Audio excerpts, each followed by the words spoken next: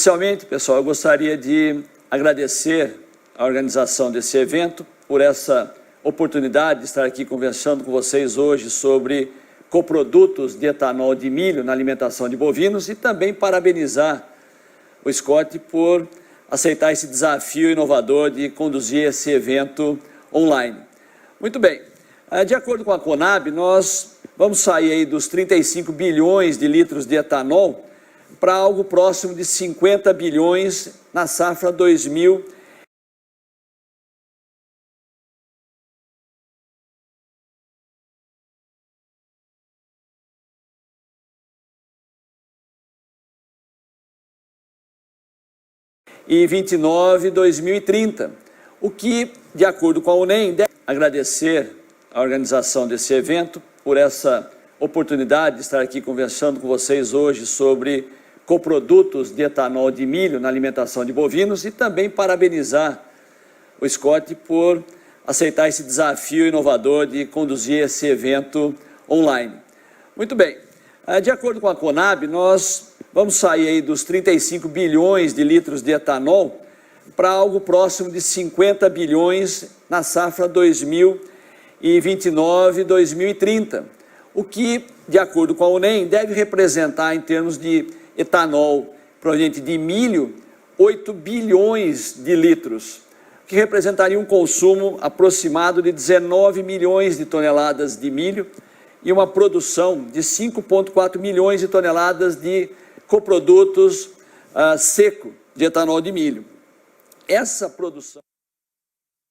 Olá, estamos de volta ao vivo para o nosso debate.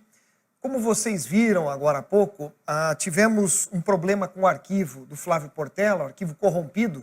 Tentamos passar 2 vezes, mas não foi possível. Mas fiquem tranquilos que o arquivo da palestra estará disponível para vocês, né? Então não perderemos nada do conteúdo dele.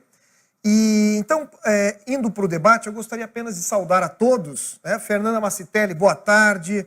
Paulo Henrique da Cunha, Flávio Portela e Anderson Panzera, muito obrigado, boa tarde a todos. E boa tarde. Antes de começarmos com as perguntas, já temos várias perguntas em mãos.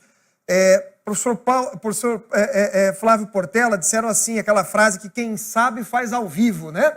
Então pediram, por gentileza, para você brevemente contextualizar um pouquinho a sua apresentação, sabendo que os nossos participantes não perderão o conteúdo, mas só uma pincelada no que você estaria trazendo para a gente hoje. Por gentileza.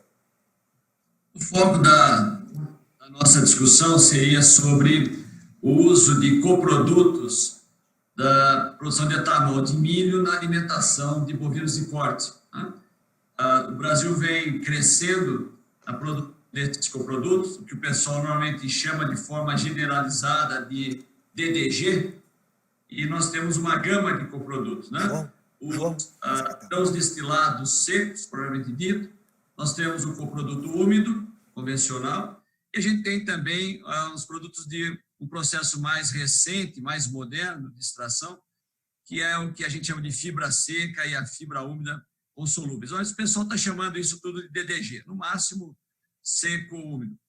Esses coprodutos, eles têm um valor proteico que vai flutuar de 18% a 42%, depende de qual material você está trabalhando, e tem um alto valor energético. Então, eles entram em dietas tanto de suplementação para animais em pasto, quanto para dietas de terminação, seja como um suplemento proteico exclusivo ou como um proteico energético. O que mais determina isso é o preço desse ingrediente e a sua comparação principalmente com o milho e outros componentes proteicos. Esses materiais têm, de modo geral, um valor energético bem superior ao do milho, ou combinação de milho mais caroço de algodão, farelo de soja ou farelo de algodão.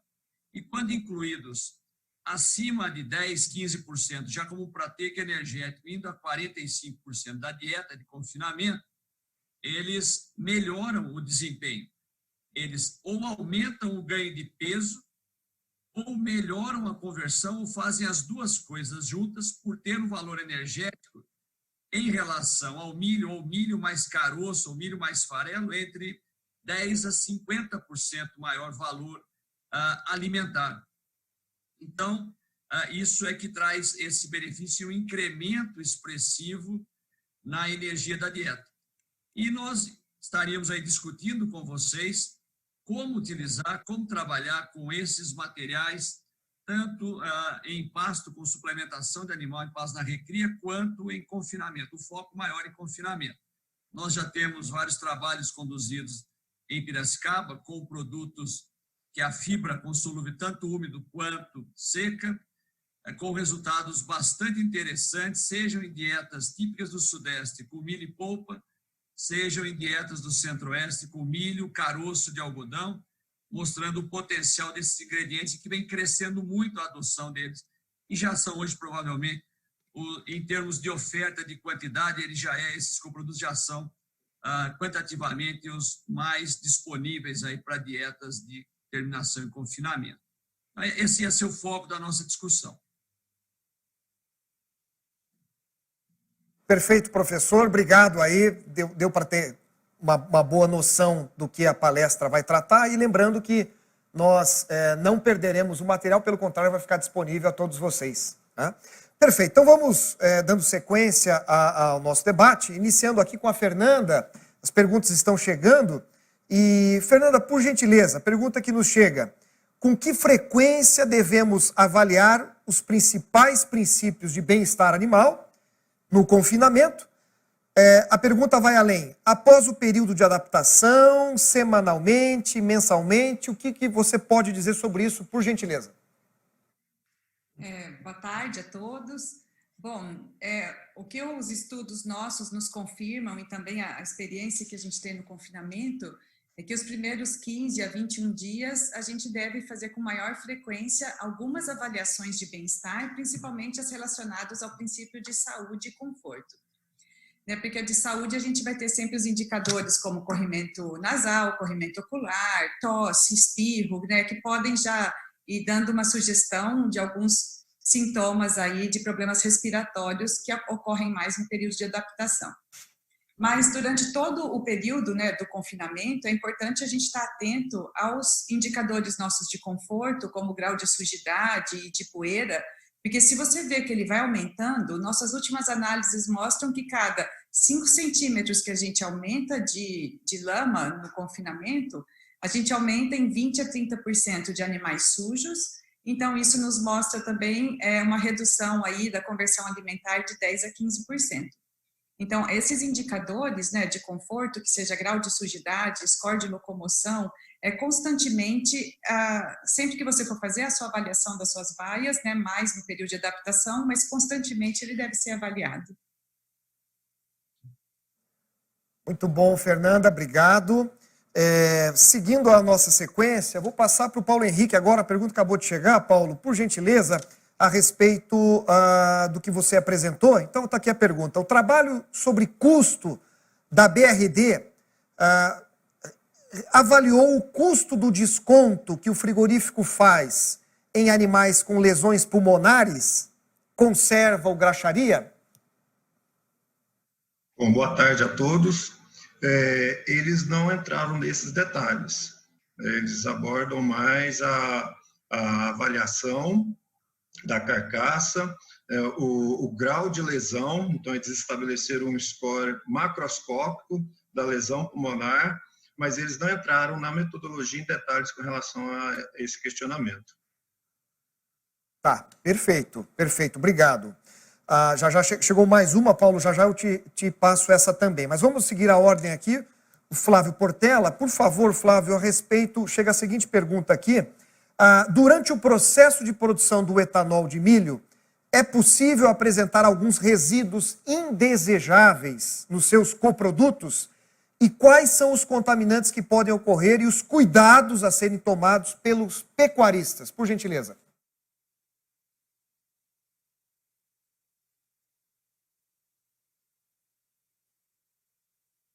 O seu microfone está fechado. Por gentileza. Desculpa. De modo geral, durante o processamento, tendo tudo corrido normal, nós não temos problemas sérios com contaminantes ou produtos tóxicos nesse coproduto. A preocupação maior no passado sempre foi com o teor elevado de enxofre, né? Que você tinha, basicamente, no passado, nesses coprodutos e a relação com a ocorrência de polencefalomalácia. Com o desenvolvimento da tecnologia, as indústrias conseguem hoje entregar um coproduto com um nível bem menor, uma concentração bem menor de enxofre, e esse problema foi drasticamente reduzido, né? Então, os cuidados com o uso do produto são normais com os demais ingredientes que nós usamos na ração, né? Teor de umidade, conservação desses coprodutos, as preocupações com microtoxinas relacionadas principalmente à conservação adequada desse animal, como nós temos desse produto, como nós temos com outros materiais. Mas nada muito além disso, não. Ótimo, Flávio. Perfeito. Muito obrigado. Anderson, essa vai para você aqui, são duas na sequência. Como foi feita a adaptação para a dieta sem volumoso? Quais os ingredientes e aditivos usados na dieta sem volumoso? Por favor, Anderson. A todos. Então, em relação à adaptação, ela foi da maneira convencional, que geralmente os confinamentos fazem, foram 15 dias de adaptação, até porque a gente usou a dieta total apenas nos últimos 60 dias de coxo, né? Então, esses animais já vinham de uma dieta de terminação com um nível de energia bastante alto, né? Os produtos que a gente usa são caroço de algodão, torta de algodão, casca de soja, melaço de soja e milho e o núcleo. Em relação ao aditivo utilizado, a gente usa a monenzina e 30 ppm tem nesse núcleo da dieta total que a gente usa. Basicamente é isso. Legal, Anderson. Obrigado pela resposta. Reiniciando aqui, Fernanda, por gentileza, chegando uma pergunta aqui, parabenizando a sua apresentação e perguntando o seguinte, Fernanda, como estão os estudos sobre o efeito da sombra em confinamento? Bom, a gente já realizou bastante estudos com esse tema, né? E o que ele tem nos mostrado sempre é um desempenho de 80 até 120 gramas a mais por dia quando o animal tem acesso à sombra. Essa variação vai depender da raça do animal e também do local, né? Do local onde fica o confinamento, né? Da condição climática do confinamento. Mas tanto para taurinos como zebuínos, a resposta é sempre positiva. Sempre que a gente coloca sombra, reduz estresse calórico, a gente consegue reduzir cortisol circulante, a insulina consegue trabalhar melhor e o desempenho melhora. Perfeito, Fernanda, obrigado. Nossa sequência aqui, Paulo Henrique, uma para você aqui. Existe alguma recomendação de protocolo sanitário para as doenças respiratórias no confinamento ou o tratamento deve ser individual, animal a animal? Qual é a relação custo-benefício esperada de um protocolo desses? Por favor, Paulo. Olha, essa questão de tratamento de doença respiratória, a gente tem que analisar com muito cuidado, porque não tem como a gente estabelecer uma receita de bolo de tratamento para doença respiratória para todos os confinamentos. Cada confinamento tem o seu desafio, tem a tríade epidemiológica, a presença dos agentes, dos fatores de risco, tem a qualidade do animal do confinamento, então não dá para a gente estabelecer um protocolo único para todos, uma receita de bolo. Inclusive, né, a gente começa com alguns antibióticos, em alguns confinamentos a gente tem que mudar, porque o desafio é maior. Aqui na nossa região, na região centro-oeste, nosso atual desafio é a amplitude térmica, essa variação de temperatura que desafia muito o animal.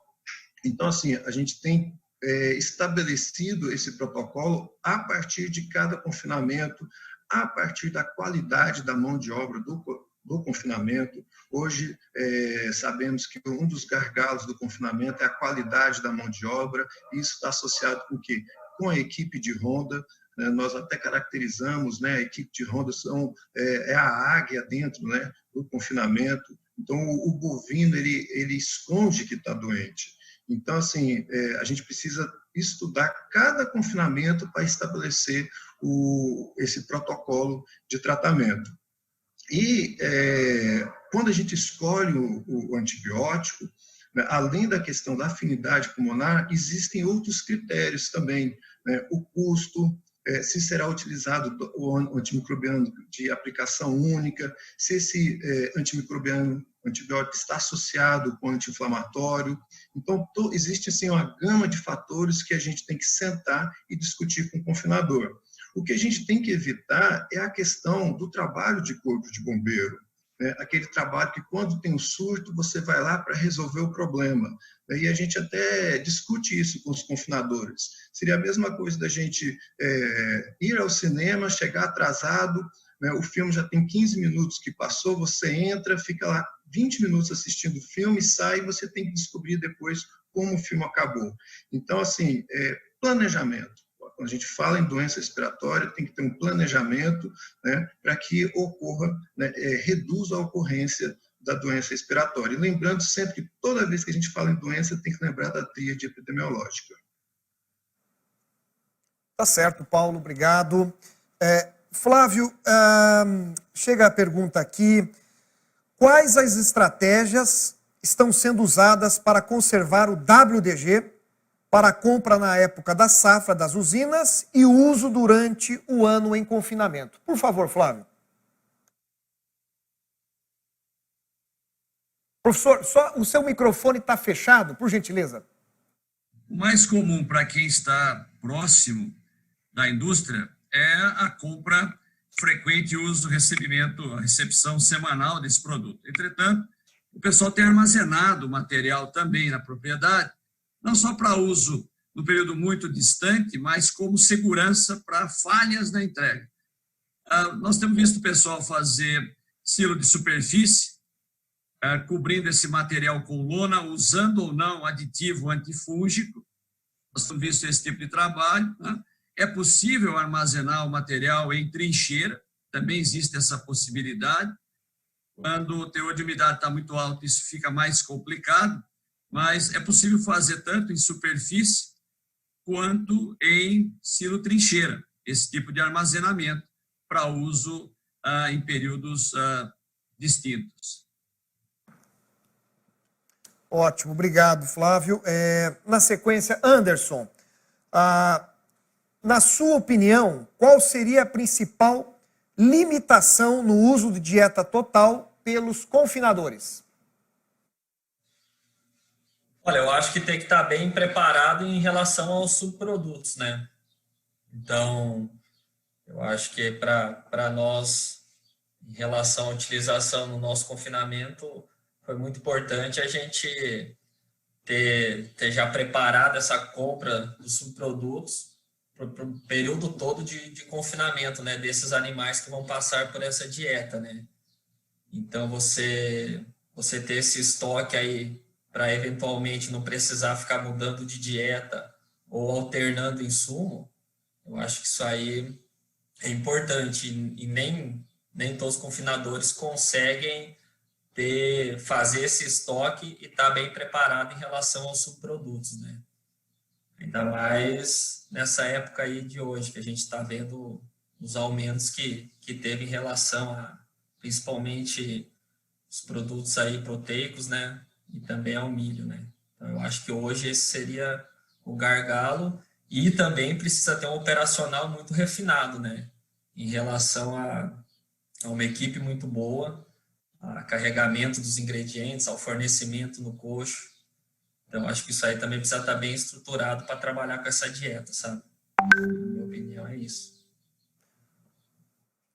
Ótimo, Anderson, obrigado.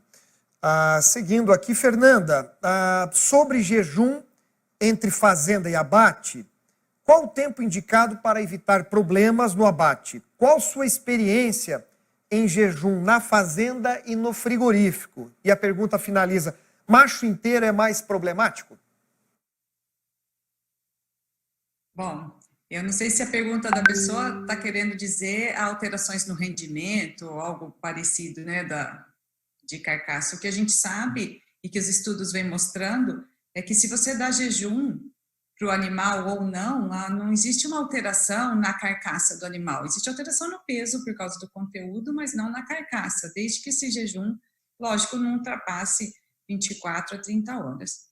Mas o que a gente sabe para o animal em si, a sensação de fome nunca é interessante.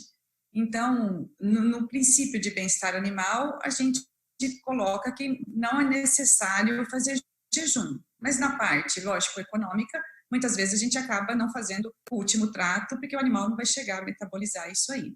Né? Mas o que a gente não pode é deixar um animal ir com um jejum muito prolongado para o frigorífico, porque isso pode causar, sim, problemas de bem-estar animal. Inclusive, até problemas na pH da carne, se o animal ficar muito estressado. Agora, quanto ao animal inteiro ou não, nós nunca vimos diferença em nenhum estudo quanto ao período de jejum. Ótimo, Fernanda, obrigado. Paulo Henrique, qual a principal dificuldade na coleta de dados sobre sanidade dos animais em confinamento? Hoje pouco se registra, né? Então, o animal acaba ficando doente, não tem um registro no confinamento.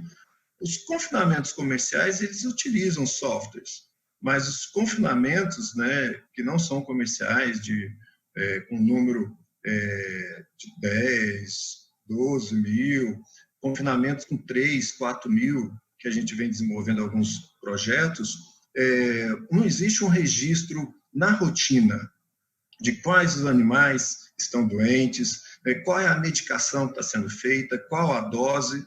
Então, eles, no máximo, eles identificam o animal, fazem uma marcação no dorso do animal, que aquele animal foi medicado, né? E a medicação, ela acaba sendo um diagnóstico terapêutico. Faz a medicação, se deu certo, provavelmente é essa doença. E não se registra. Como não se registra, então a gente não sabe quantos animais ficaram doentes, qual é o índice de morbidade, a gente não sabe quantos os animais morrem, não é feita necrópsia, então a gente não tem etiologia do processo, então o índice de mortalidade, né? A eficiência do tratamento, então o índice de letalidade, e um índice que a gente vem trabalhando aí é a questão da eficiência de ronda. Então, assim, esses 4 índices, eles ajudam muita gente a estabelecer mensalmente, né, se a gente precisa fazer ajustes. Por exemplo, se você tem esses índices e esses registros, em alguns confinamentos a gente consegue observar que, por exemplo, ocorre um maior número de tratamentos na segunda e na terça-feira. Poxa, se está ocorrendo isso na segunda e na terça, é porque algum problema aconteceu no final de semana. Então, à medida que você vai registrando esses índices, vai monitorando, você consegue o quê? Ir ajustando, né, a equipe ao longo do confinamento. Hoje, né, infelizmente, com a pandemia, tem ajudado a gente nessa questão, né, do confinador e da equipe entender da importância de se registrar esses índices. Então, com o Covid, a questão dos índices de morbidade, do animal, da pessoa que transmite, mas é assintomática. Então, tudo isso, né, por um lado positivo, a Covid tem ajudado a gente a explicar melhor, dentro do confinamento, a necessidade do confinador de registrar esses dados, esses índices sanitários, para ele poder estabelecer o quê? As estratégias e ajustes mensais no confinamento. Seriam essas as principais justificativas. Obrigado, Paulo Henrique. Flávio, com dietas de alta inclusão de DDGS e WDGS, acima de 45%, a pergunta é, existe perda de desempenho? E caso exista, essa perda é compensada pelo preço baixo da dieta? Por favor. Olha, a maioria dos trabalhos que testaram níveis de inclusão normalmente vão a 45%, 50%. Os dados de desempenho ótimo flutuam entre inclusões de 20% a 45%. Quando nós passar desse patamar, dependendo do produto que você está usando, você começa a assistir uma redução no consumo de matéria seca e no desempenho animal. Então, a faixa ótima de inclusão vai flutuar entre 20% e 45%, dependendo do coproduto específico que você está utilizando. Tá? A gente vê um efeito pouco diferente, um valor energético que é mais alto no coproduto úmido do que no coproduto seco. O coproduto seco tem uma condição de resposta em ganho de peso considerável, né?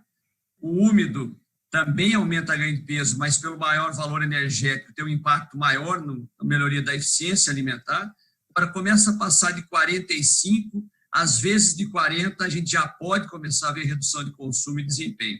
E aumentar o risco de forma desnecessária de partir, mesmo com os produtos atuais com baixo teor de enxofre, ainda é um baixo que, quando colocado em dose muito alta na dieta desse coproduto, nós começamos a entrar numa zona maior de risco e níveis altos de enxofre na dieta também. Perfeito, obrigado, Flávio.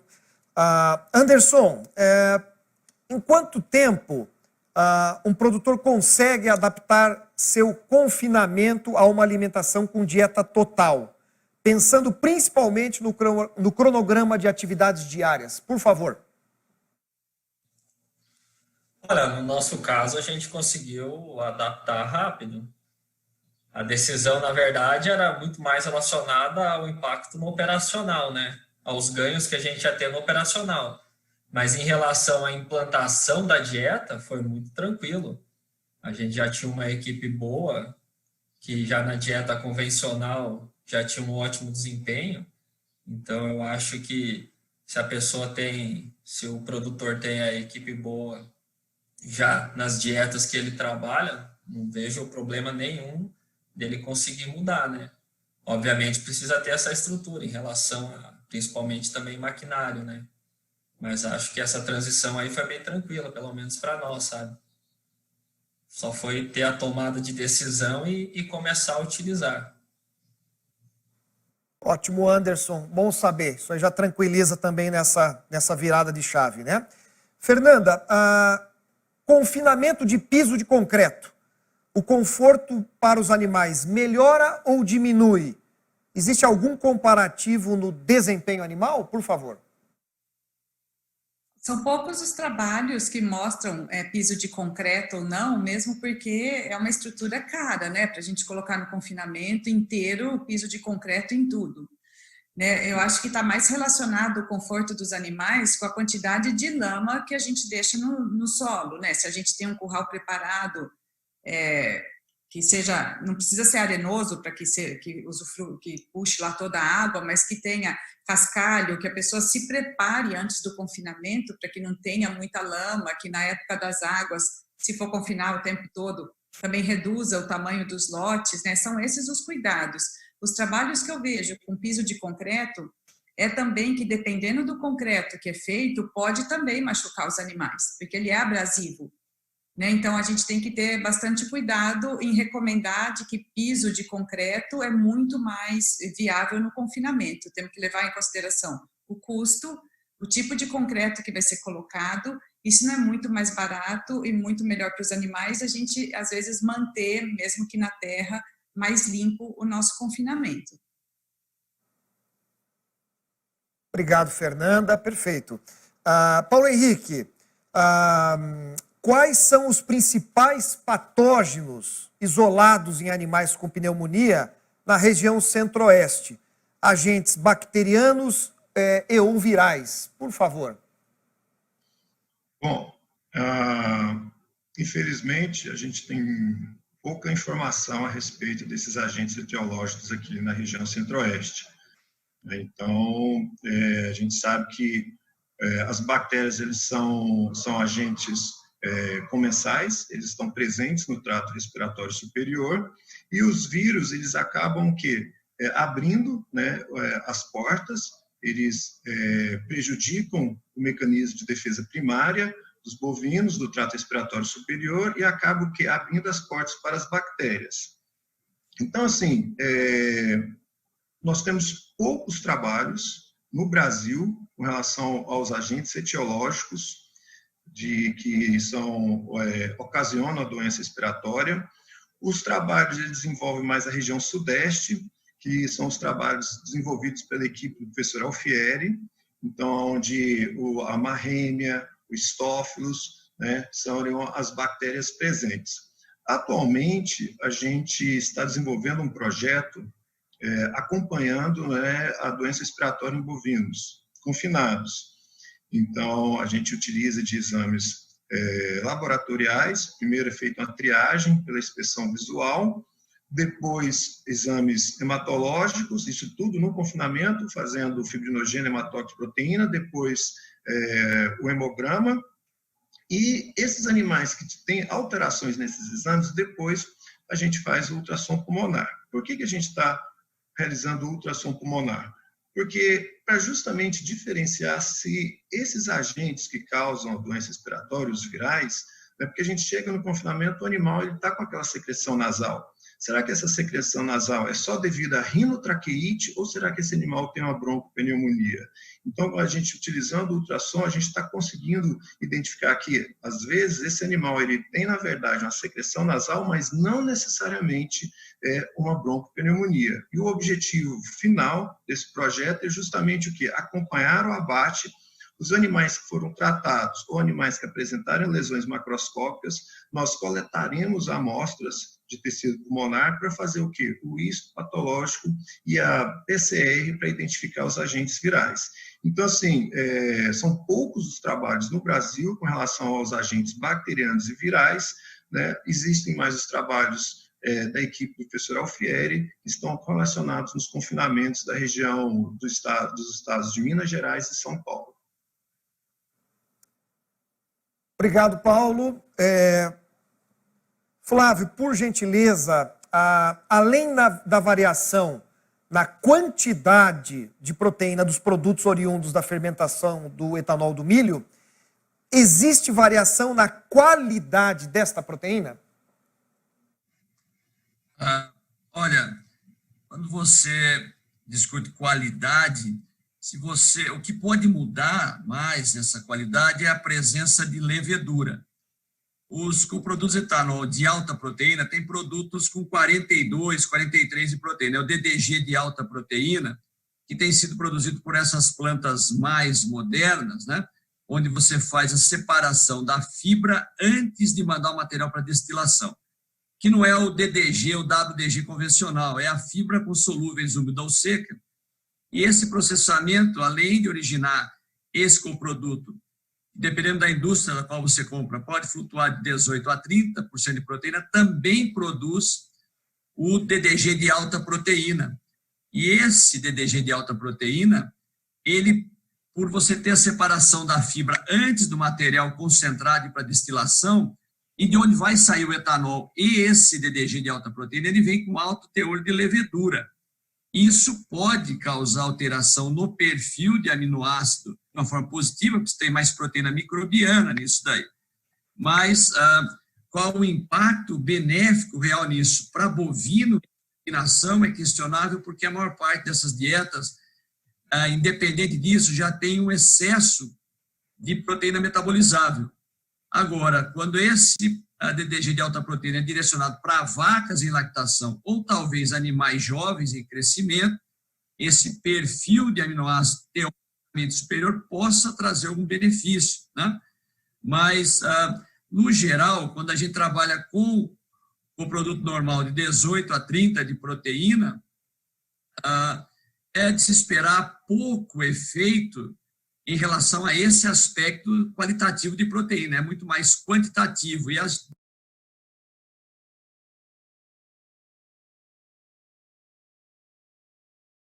dietas com esses coprodutos de etanol de milho em confinamento, em terminação, são tipicamente dietas com excesso de proteína metabolizável, e esse excesso de proteína é convertido de uma forma eficiente pelo animal em energia. É uma das explicações do porquê desses coprodutos, apesar de você extrair quase todo o amido do milho, nutriente mais nobre, você concentrar fibra nesse coproduto. Um dos motivos pelo qual ele pode apresentar ou apresenta um valor energético mais alto do que o milho é essa proteína concentrada que o animal converte internamente em energia, além de um teor de óleo também concentrado, mais alto do que da matéria-prima original, o milho. Tá certo, obrigado, Flávio. Anderson, essa pergunta está indo lá no final agora, Anderson. Pergunta é: há diferença na qualidade da carne entre animais tratados com dieta total e dieta com volumoso? Essa é uma boa pergunta aí que vale a pena uma degustação aí, que a gente ainda não fez. Mas em relação a... Teve um maior ganho de carcaça, né? Um pouquinho maior em relação à dieta convencional, e melhorou um pouquinho o rendimento de carcaça, né? Talvez, mas eu não sei te dizer precisamente se isso impactou na qualidade da carne. Obviamente é uma dieta que tem um pouco mais de energia, né? Talvez isso favoreça um pouco, sabe? Mas te dizer com certeza eu não tenho essa resposta. Tá bom, Anderson, obrigado. Fica aí a dica para fazermos mais degustações, então, né, Anderson?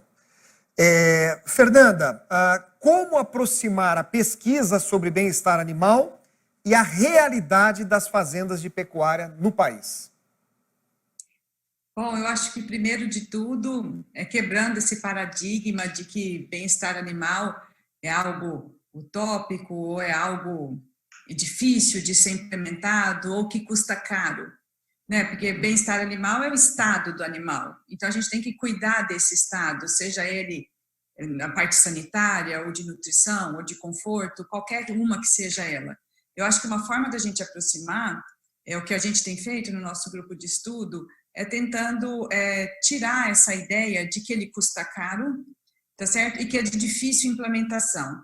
Porque, na verdade, o que a gente tem que levar para o pecuarista é que ele entenda a importância de se preocupar com os animais que ele tem dentro da fazenda, né? E quais são os princípios que ele tem que ficar atento para que o animal tenha um bom desempenho e também tenha uma vida saudável e que a gente tenha também uma criação respeitosa, né? Então, o jeito da gente aproximar é quebrando esses paradigmas de que é caro, quando, na verdade, muitas vezes, aliás, é só uma mudança de atitude que a gente precisa ter, né? Um olhar um pouco mais cuidadoso com os nossos animais. Legal, obrigado, Fernanda. Seguimos com o Paulo agora. Como podemos ter um diagnóstico mais eficiente dos casos de doença respiratória nos rebanhos, pensando em animais subclínicos? Quais aspectos mais importantes a se olhar no animal e quais diagnósticos diferenciais principais? Esse aí como se diz, a resposta para essa pergunta seria o pulo do gato dentro do confinamento. Então, assim, identificar o animal subclínico é o grande desafio. A gente tem tentado aí por exames laboratoriais, monitorando, mas não é fácil. Nesse experimento que nós estamos desenvolvendo, o que nós observamos está associado com o quê? Com o consumo. O confinador, ele monitora o consumo pela leitura de coxo. Então, aquele lote que não teve um desempenho adequado, que teve um problema identificado na leitura de coxo, a gente pede para a equipe de ronda dar maior atenção, né, nesse lote. E nesse experimento nós observamos também que, dependendo da posição do lote, da linha de coxo, né, ele pode estar mais favorável a sofrer as interferências climáticas. Então, assim, identificar um animal subclínico é o grande desafio, né? A gente tenta o quê? É dar treinamento para a equipe de ronda. Então, aquela equipe de ronda, quanto o confinador que não troca muito a equipe de ronda a cada ciclo ou a cada ano, essa equipe de ronda ela vai ficando mais treinada para identificar o animal subclínico. Então, esse é o grande desafio, né? Não temos ainda ferramentas assim, laboratoriais, exames para a gente identificar esse animal com essa doença subclínica. É monitorar o desempenho desses animais, associar, né, com a parte de nutrição. A gente sabe que a saúde do animal ele entra pela boca. Então, você fazer uma gestão da saúde do confinamento junto com a equipe de nutrição, ela é extremamente importante, porque a variação do desempenho do animal, uma leitura de coxo bem feita, ela vai ajudar a gente a identificar problemas no lote. Tá certo, obrigado, Paulo. Flávio, qual o preço de viabilidade do DDGS em relação ao milho? Esse é um ponto bem interessante. Pessoal, muita gente quer fazer uma conta comparado com o milho, e se ele tiver mais caro que o milho, não valeria a pena. E não é essa a conta correta, né? A questão é qual valor energético você atribui a esses coprodutos, né? E qual é a consideração que você faz em termos de valor alimentar. Os trabalhos conduzidos nos Estados Unidos, vários trabalhos conduzidos no Nebraska, indicam que o coproduto úmido, dependendo do nível de inclusão, que ele é colocado na dieta de confinamento, pode ter de 10% a 50% maior valor alimentar do que o milho, seja ele processado seco, laminado ou em combinação com grão úmido. E o produto seco tem um valor energético mais baixo e um valor alimentar que vai flutuar de 10% a 20% em relação ao milho. Esse cálculo é feito dividindo a eficiência alimentar da dieta com o coproduto pela eficiência alimentar da dieta controle sem esse coproduto, e aí você divide esse resultado pelo nível de inclusão. E isso daria uma ideia de quanto você poderia estar pagando a mais por esse coproduto em relação ao milho, que ele ainda valeria a pena na dieta. Então, o que nós temos observado nos trabalhos aqui em Piracicaba, tanto com a fibra úmida com solúveis, quanto com a fibra seca com solúveis, que foram os produtos que nós testamos, valores alimentares que variaram aí de 20% a 30% maior do que da combinação milho, polpa, farelo de soja, ou milho, farelo de soja, caroço de algodão. Então, mesmo quando esse material está mais caro do que o milho, às vezes 10%, 15% mais caro do que o milho, e até 20%, ainda é interessante a inclusão desse coproduto como um proteico energético.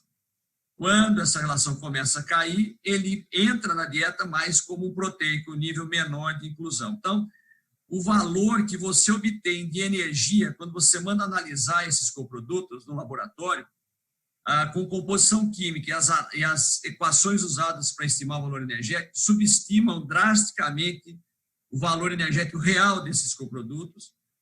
O próprio valor tabular trazido pelo NRC 2016, ou NASA em 2016, ele, de modo geral, um valor de 89 de NDT para o produto, para o DDGS seco, de 98 para o WDGS seco, úmido, o WDGS, produto 89 a 98 de NDT, muitas vezes são valores que subestimam ainda assim o valor real desses coprodutos, que muitas vezes vão a mais de 95% ou 100% de NDT na dieta. Então, é desafiador essa decisão, ela é desafiadora, né? Mas o valor energético desses coprodutos é extremamente elevado. E isso depende de como o nutricionista acredita e faz o cálculo dele. Ótimo, Flávio, muito obrigado.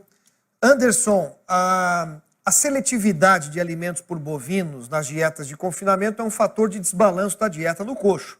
Você acredita que o uso da dieta total pode solucionar esse problema? Olha, acredito que talvez solucione se a tua silagem não foi bem feita, né? Porque, por exemplo, na nossa dieta convencional que utilizamos antes dos últimos 60 dias de coxo, não tem seleção, porque justamente a silagem é bem feita, né? Então, acredito que só haja seleção se tiver esses tamanhos de partícula muito grandes, sabe?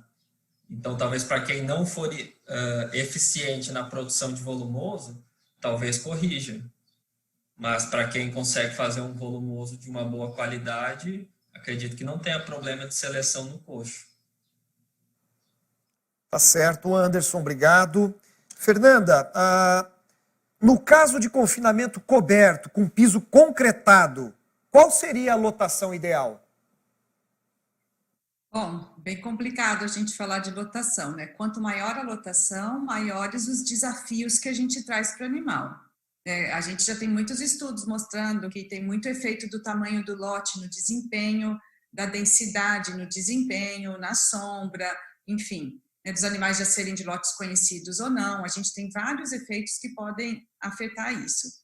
Para falar em que piso concretado e coberto, a gente também não é por causa disso que nós vamos estar sem lama e com sombra que a gente não vai ter desafios. A gente vai ter desafios também.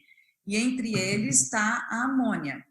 Alguns confinamentos coberto e concretado que eu já visitei não foram aqui no Brasil, mas o problema de amônia é gigantesco, e que também pode trazer doenças respiratórias, como o professor já falou anteriormente, de doenças respiratórias aqui. Então, a gente não pode dizer qual que é o tamanho ideal sem a gente saber qual que é o ambiente que esse animal vai estar introduzido, quantos dias vão estar confinados, enfim, tem outros fatores que a gente tem que levar em consideração antes de falar de lotação. Perfeito, Fernanda, obrigado. Fica muito amplo mesmo, né? Paulo, no confinamento, quais práticas podem evitar problemas sanitários entre os bovinos?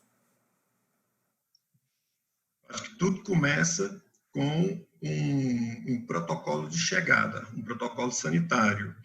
E nós observamos que quando esse animal ele é preparado antes, tanto a parte nutricional como sanitária, você evita esses problemas. Sabemos que boa parte dos animais eles são adquiridos de leilões. Então, um protocolo sanitário de entrada bem planejado, ele reduz a questão do uso de vacinas. Então, isso tem que ser muito bem pensado. Hoje, a questão da vacina, eu tenho discutido muito, o arroz com feijão, pensa muito em vacina para reduzir os problemas sanitários, eu vou gastar tantos reais na dose da vacina, mas ele não se preocupa nas condições adequadas, na manutenção, conservação dessa vacina. Então, primeira etapa, pensar muito bem um protocolo de entrada, na qualidade desse animal que está chegando. Então, se você compra um animal que ele possui, ele foi desafiado por longas distâncias, um animal que chega com baixo score corporal, isso tudo vai o quê? Vai favorecer colocar esse animal num grupo de risco dele apresentar depois algum problema, alguma enfermidade. Então, tem que se planejar um protocolo sanitário de entrada. Sabe-se que os principais problemas nos confinamentos, eles ocorrem principalmente no período de adaptação, Então, aí tem confinamento que adapta 2 semanas, 3 semanas, então você ajustar a logística da equipe de ronda para dar uma maior atenção nesse período, então é o período de maior ocorrência de doença respiratória, maior ocorrência do popularmente conhecido do boi bêbado, que é aquele boi que tem uma alteração encefálica, uma polencefalomalácia devido à alteração no metabolismo de tiamina. Então, o preparo do animal, o processamento desse animal no confinamento de forma tranquila e planejada, depois a equipe de ronda monitorando, dando atenção principalmente nas 3 primeiras semanas, As doenças elas ocorrem no começo, mas elas não são exclusivas do momento inicial, ocorrem surtos em outros momentos também, principalmente no final do confinamento pode acontecer. Na nossa região, quando chega final de agosto, início de setembro, a gente vem aí de maio a outubro, um período seco, mas de repente em agosto, final de agosto, início de setembro, tem a ocorrência de chuvas esporádicas, então isso causa uma inversão térmica muito grande, aí você pode ter problemas. Então, assim, existem estratégias que, se bem planejadas, junto com o registro do que está ocorrendo, com uma boa discussão com a equipe de nutrição, o que a professora falou é fundamental, o bem-estar dos animais, isso está crescendo muito nos confinamentos. Um tempo atrás, eu ouvi uma frase muito interessante, A adaptação dos animais no confinamento, isso ajuda demais a reduzir os custos. É a mesma coisa, quando você chega no hotel, você quer ser bem recebido. Então, a mesma coisa o bovino quando chega no confinamento. Ele tem que ser bem recebido, ele tem que ir para um piquete, se for possível um feno, para hidratá-lo. Existe hoje uma correlação, um problema nutricional, favorecendo um problema respiratório, dependendo do teor de carboidrato de alta fermentação. Então, assim, ninguém trabalha sozinho. A sanidade tem que trabalhar junto com o bem-estar, junto com a nutrição, e todas essas estratégias sanitárias, essas estratégias nutricionais, se bem alinhadas, elas o quê? Reduzirão a ocorrência das doenças nos confinamentos. Ótimo, Paulo, muito obrigado. Flávio, qual segmento dentro da produção de proteína animal o uso dos coprodutos das usinas de etanol de milho está mais difundido? Olha, de modo geral, a gente acredita que esteja mais difundido hoje não no confinamento, o uso desses coprodutos em dietas de confinamento, né, de gado de corte. O coproduto de alta proteína, o DDG de alta proteína, vem sendo direcionado também para a vaca leiteira, né? Nem tanto nessas dietas de terminação, e quando entra exclusivamente como um proteico. Já o produto mais baixo em proteína entra como proteico ou proteico energético. Mas esses coprodutos de 18 a 30 de proteína bruta têm um enorme potencial para suplementação em pasto. Já vem sendo usado porque ele já é um proteico energético pronto para uso em pastagens, principalmente no período da seca, né? Então, o potencial é muito grande de utilização desses materiais, tanto para animais em pasto, como suplemento, proteico ou proteico energético, quanto para animais em confinamento. Mas, assim, o maior uso que a gente vê hoje, eu acredito, seja em dietas de terminação e confinamento. Excelente, Flávio, muito obrigado. Bom, estamos na nossa reta final e, então, por gentileza, eu vou pedir para vocês, depois de todas essas perguntas, fazerem algumas considerações finais. Começo com você, Anderson. Anderson, por favor, aí nós vamos abrir alguns segundos, então, para as suas considerações finais.